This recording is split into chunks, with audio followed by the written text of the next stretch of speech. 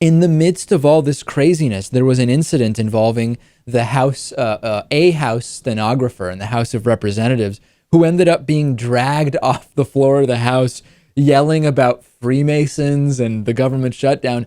It's absolutely nonsensical video. I'm going to play it for you. And then we also have audio, Lewis. But first, I just kind of want to remind you that isn't the House stenographer, Lewis, usually much like a court stenographer? They're the epitome of calm, cool, collected. They observe their surroundings without really making an impact. That's typically the view we have, right? I mean, from watching court cases on TV, what impression do you have? Yeah, you're supposed to be a ghost. This is kind of unheard of.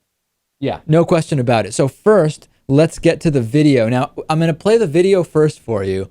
Let's see if I can explain this.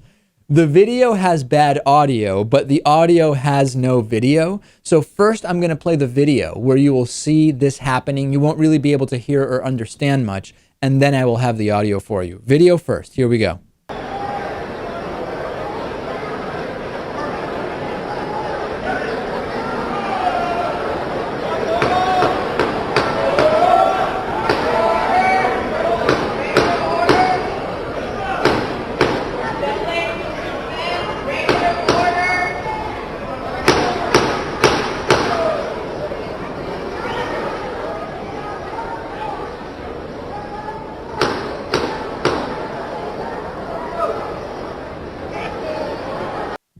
Okay, so that's what it looked like, basically being dragged out by a bunch of security people. And we have way better audio, so you can actually hear the minutia of the disconnection from reality that took place. Check it out.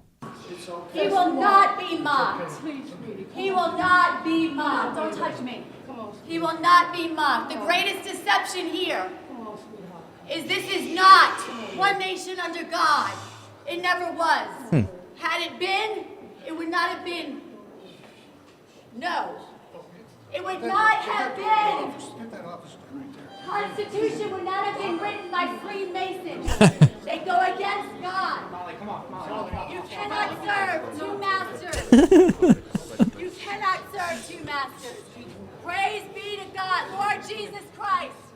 Yeah, this is so funny to me, Lewis, because you know when you have like a Senate hearing, right? And all of a sudden Code Pink gets in and Medea Benjamin stands up yelling, "You have blood on your hands," and everybody gets her out, and we always wonder, how did she get in there? This is an employee of the House of Representatives who just lost it. I mean, she just lost it in the midst of the end of, and what I still can't tell, did she want the government shutdown to continue because she thought it was good? Was she just sickened by the nonsense that was going on? Completely losing it in the middle of the House. Yeah, this is quite a scene. Like I said, these people are supposed to be a ghost. They're not supposed to talk. They're not supposed to do anything. So I think we might have a religious zealot here who for years has just been building up like a volcano, waiting to explode on these guys. Or to be perfectly honest, this could be a mental illness of some sort, and I hope that's not the case. But well, there's a comment on that actually. So a couple of comments. Democratic Congressman Joaquin Castro said that she had a quote crazed look on her face as she was being dragged out. Fox News had a different idea. Fox and Friends, our buddies over at Fox and Friends, decided, of course, to suggest that maybe this woman was being targeted for trying to bring a message from God to the House floor. What an idea from Fox and Friends. Steve Doocy said it was not a mental episode. What she was doing was known, or let me take a step back. This is what Steve Doocy said, reading an email from someone. This was not Steve Doocy's own idea. It was not a mental episode. What she was doing was known as an exercise of the gifts of the Spirit, where she brought a warning and a message from God regarding the activity. This is a man claiming to be a minister who wrote in. Then a second email said, amazingly, this religious and obviously sweet lady gets fed up and speaks her mind, something we've all tried to do. She brings up our dear Lord and she gets a mental evaluation. I think it should be the other way around.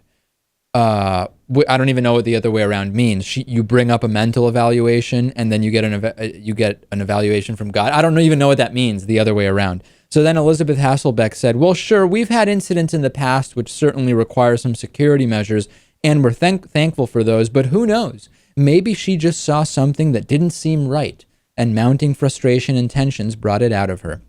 I actually think that if you have a position in the House of Representatives where you see what's going on behind the scenes, it's perfectly reasonable to think that you might have to do something because you are just so frustrated by the absurdity of what's going on. But the idea that this was some kind of a God-given explosion of her feelings, and that she's being dragged out simply for making a religious statement, could not be more laughable. Yeah, I don't think an omniscient being would come to the conclusion that this is the best way to get a message across. Yeah, but all of a sudden, God's giving people messages by making the stenographer in the House of Representatives, lose her stuff. I can say that if I were a stenographer in the House and I had to listen to that nonsense for years, maybe even a decade, and not say anything, that I would go completely crazy too. Yeah, I guess in retrospect, maybe we can't really blame her. So there it is. That happened.